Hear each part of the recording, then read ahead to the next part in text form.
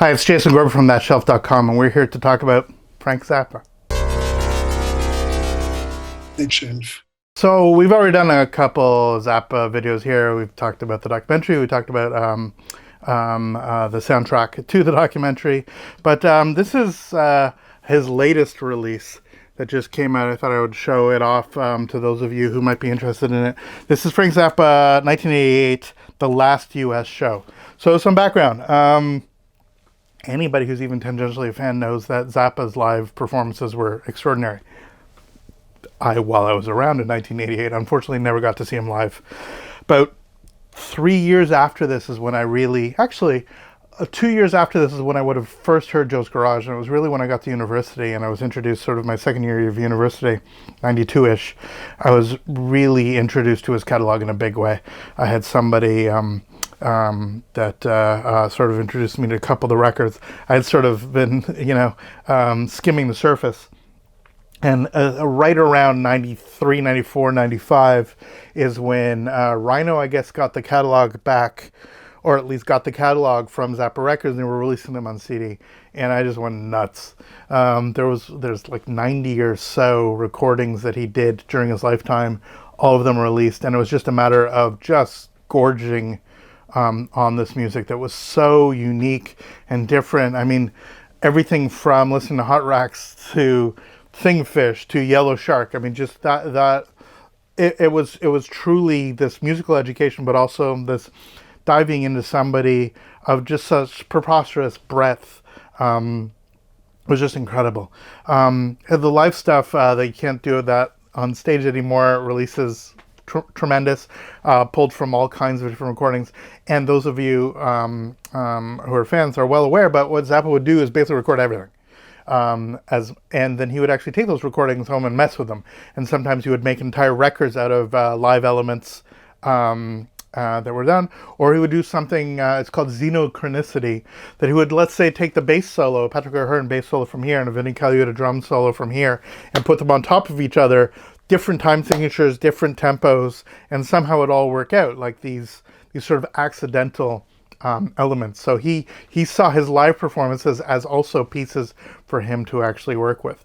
He definitely saw the people who played his music as people to sort of manipulate in the same way.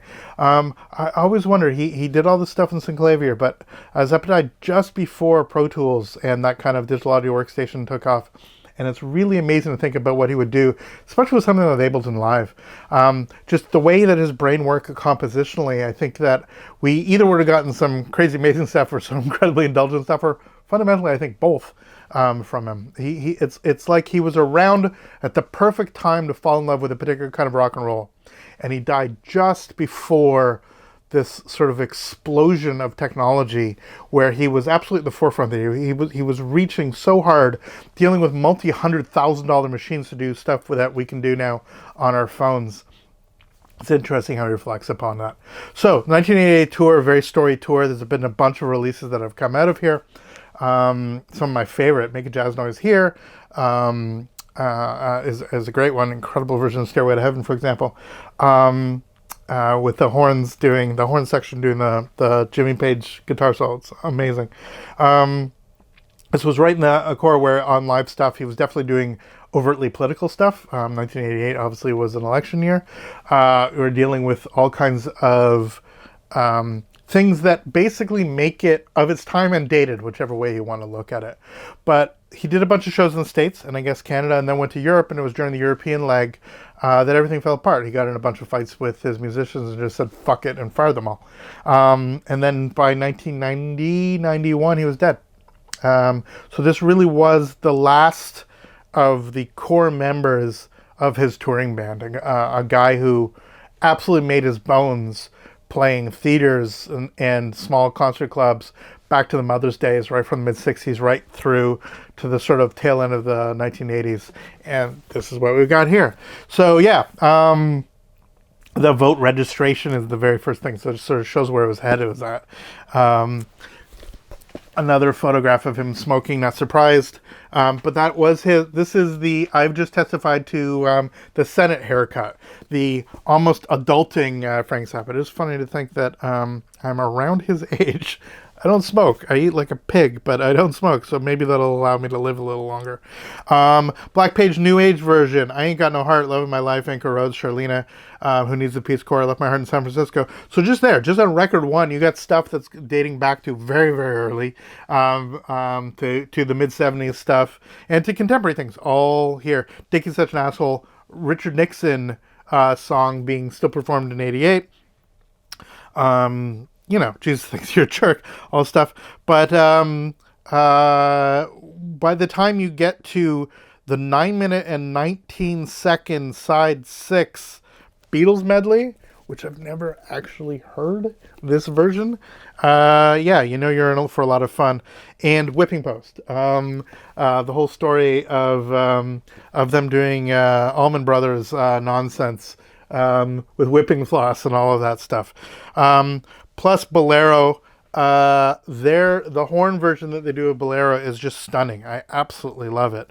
But yeah, we have, for me, I love covers at the best times, but I love what his band did this stuff. So if it was only for the fact that we go for Pamela Brown into Beatles Medley, Peaches on Regalia, Stairway to Heaven, I Am the Walrus, Whipping Post, Bolero, and then America the Beautiful, these aren't Zappa songs, but these are songs performed in the inimitable way of Zappa's orchestration. It's really, really tremendous stuff. Anyway, let's look in here and see what we actually have to listen to.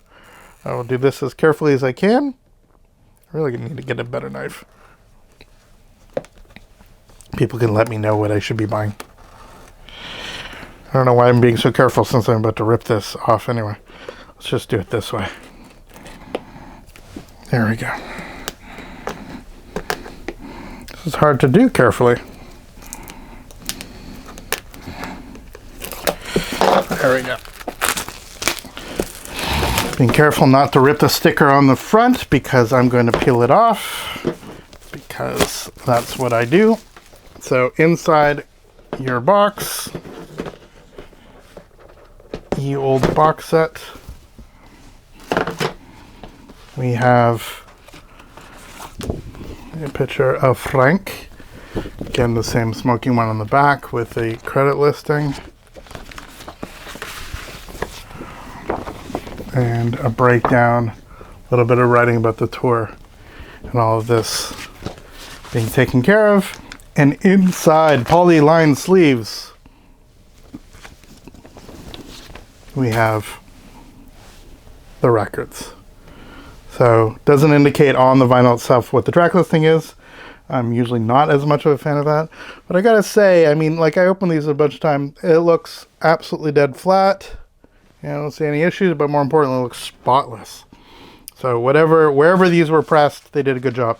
Now, the Zappa on vinyl releases have been actually spectacular. They've done a really good job. A bunch of them are, like the Miles Davis video that, please check out, the HQR, are actually from metalwork from Burning Ground, original classic albums, like the version of Hot Rats that's regularly available for a reasonable amount of money is the same metalwork that they used on the classic albums pressing, which is fantastic. So there's one. This one, again, very Miami Vice colors. You can sort of see the sort of pinkish. Side 5, side 6, a black background. And then, yeah, side 7, side 8. So definitely a lot of cyan and pink. But yeah, there we go. Zappa 88. Of all these releases, a bunch of them are very esoteric, shall we say. Some live recordings, some experiments, some elements that they've actually been going, sort of diving into. And then you get stuff like when they finally released the Roxy concert footage, which ended up being fantastic. So I don't know if this is the case. I think it's pretty damn close.